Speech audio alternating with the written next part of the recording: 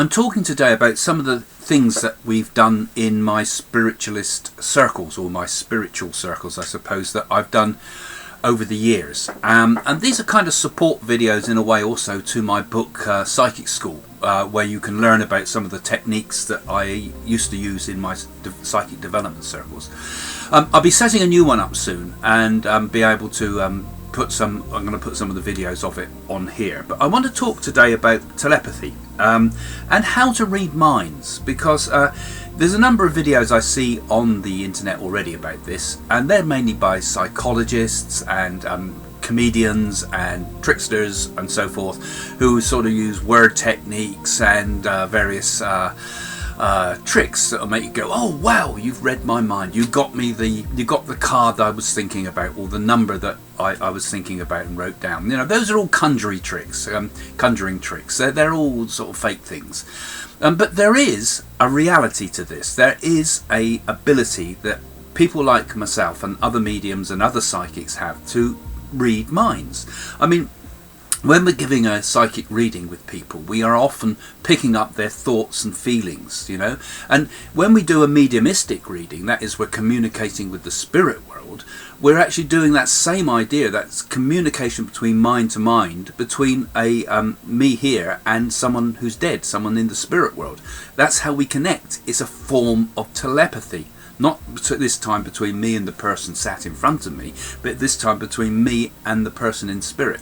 And of course other things come into play when we do any form of clairvoyance, such as other techniques, such as, well, not techniques, other gifts, such as precognition, seeing the future, and retrocognition, seeing the past, and so forth. Many of these extrasensory perception ideas come in when we do a psychic reading for someone. Now, telepathy is a very interesting one. That's a very good starting point to start teaching people in a psychic development circle. So I would, when I teach people to develop from a novice to a proper medium, one of the first things I get them working with is telepathy. And these are often done, I mean, in order to get people working, you sometimes need some form of something in front of them that they can work with. Now, in the research by Joseph Rhine, who was the father of parapsychology, he developed with his with another man called Zener, the idea of the Zener cards. That's these. Let me just see if I can get it in the camera right. You know, you've probably seen them before: the cross, wavy lines, square, circle, and using those, they would use card guessing techniques basically to see if someone that was telepathic could score higher than chance. So somebody in one room might be looking at this card, you know, and someone in another room will be saying, oh, I see a circle, you know, and so forth. And he found that when you look at the statistics, you know, the likelihood of getting this number right, he found that psychic people were picking up more than you could expect by chance alone. So they were used a lot in parapsychology and the study of these things. And we've done that in our circle. We've used cards. I've often used great big ones like this, you know, huge, great big cards that we would use to see who's got what. Which card are we thinking of? And I'm thinking of square, you know, and so forth. So it's quite dramatic. It's quite interesting, but it's still limited. You know, you get a certain level of guesswork, and I found that the reason, you know, you can perhaps score higher than statistically expected, but you don't get it right every single time. And I think there's a number of reasons why. That's because, you know, this type of mind reading is boring, isn't it? Guessing cards or guessing numbers.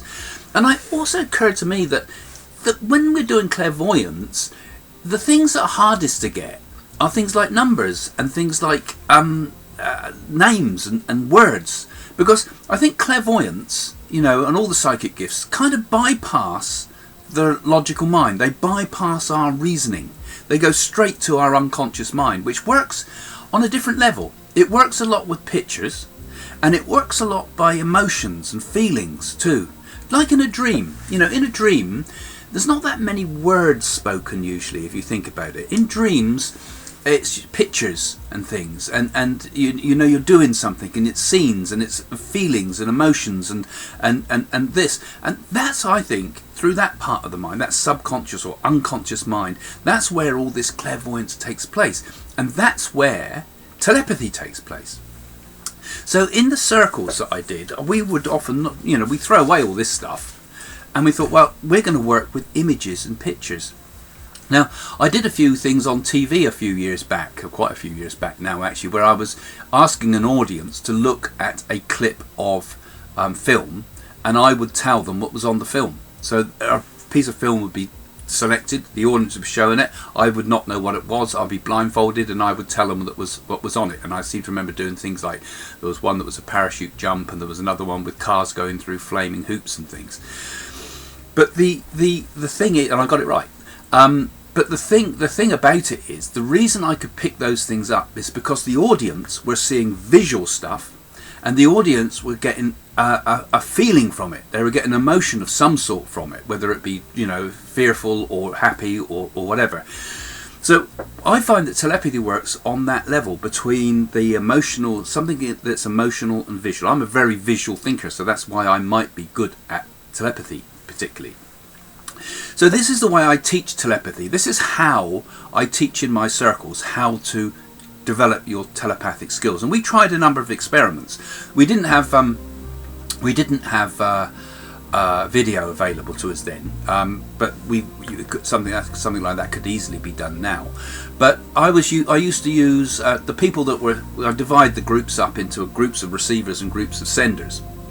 So one side of the room I'd have receivers, and one side of the room I'd have senders. They'd take a picture out to transmit what they saw on the picture, because I felt a picture was important. And what I gave people on the senders, as it were, I'd give them pretty shocking pictures that are charged with emotion. You know, they might be looking at a person on fire or something like that, in that Vietnamese picture, you know, someone on fire. So without being able to see their facial reaction, the other side would pick up what was on that picture. They'd feel hot, or they start feeling terrified and so forth. So I was using the idea that we can make telepathy work by using very powerful images, not always frightening ones. Some happy, we had to get a balance, you know, to make sure, but we were getting some very, very startling results. So I'm just suggesting this as one of the techniques of those of you out there that are sitting in circles or running circles. It's a good, interesting experiment to try. Remember that telepathy works, and we can prove telepathy perhaps a lot more through moving images, through powerful images, and through emotionally charged things, so that emotions get transmitted. And then we score much, much higher than statistical chance would allow. This, I don't think, is ever going to prove it to the scientists out there, but it might help to prove it to you. And, you know, of course, once a circle develops, we find that people can get full-on telepathy with one another. I mean, they say things that are absolutely astonishing. They say things, you know, that, you know, how on earth did you know that? You know, and that's what psychic things are. When I'm able to give a name of somebody in the spirit and give their first name and their surname and give addresses and give lottery numbers and things like that we've done in the past, you know, and you can see it on our videos that are on here. That's because we're working on a very high level of telepathy. Not this, as I said, when it's spirit communication, with telepathy with the spirit world, or sometimes, if it's a psychic reading, telepathy with the person in front of us.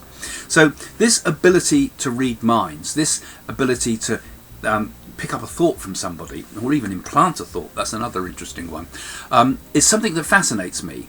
And in future videos, I'm hoping soon to set up a new circle, and we're going to be filming some of those. So you'll see these techniques in action, I hope, when we can set it up and we can get a cameraman and a place to do this. But anyway, that's telepathy, how to read a person's thoughts. My book, Psychic School, will show you how to become a psychic or a medium. Over the years, I have demonstrated mediumship, confounded skeptics with the accuracy of my readings, and taught students how to unlock their latent psychic powers. For BBC Television, my real-world Psychic School classes were filmed over a year and made into a major 3-part documentary. Now I show you how to recognize and harness your own psychic powers. In fact, these forces may already be at work in your own life through gut feelings, dreams and perceptions. All you need to do is understand how to recognize and channel your abilities. I will show you how to set up a circle that can take you from fledgling psychic to professional medium. Learn about clairvoyance, meditation, spirit guides, aura reading, inspirational speaking, psychic mediumship, and other age-old techniques. Open up to the spirituality within you and learn the rewards that can follow. Psychic School is available from Amazon or my website at psychics.co.uk.